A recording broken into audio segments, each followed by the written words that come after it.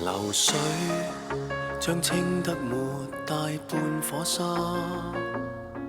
前身被擱在上游風化，但那天經過那條堤壩，斜陽又反照閃一下，遇上一朵落花。相遇就似擁着最愛歸家，生活別過分地童話化，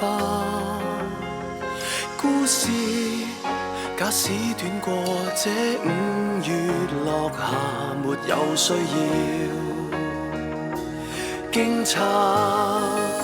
流水很清楚釋化這個責任，真的身份不過送運。這趟旅行若算開心，亦是無負這一生。水點蒸發變做白雲，花瓣飄落下又生根，淡淡交匯過，各不留下印。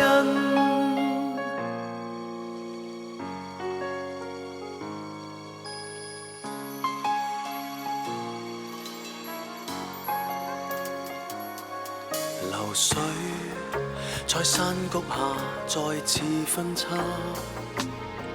情感漸化做淡然優雅，自覺心境已有如明鏡，為何為天降的稀客泛過一點浪花？天下並非只是有這朵花，不用為故事下文牽掛。要是彼此都有些既定路程，學會灑脫好嗎？流水很清楚釋化這個責任，真的身份不過送運。這趟旅行若算開心，亦是無負這一生。水點蒸發變做白雲，花瓣飄落下又生根。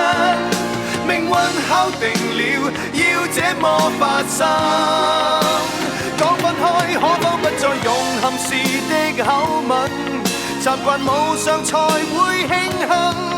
講真天涯途上誰是客山直線，怎麼分？流水很清楚釋化這個責任，真的身份不過送運。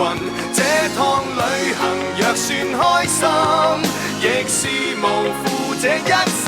水點蒸發變做白雲，花瓣飄落下又生根，淡淡交匯過，各不留下印。但是經歷過最溫柔共振。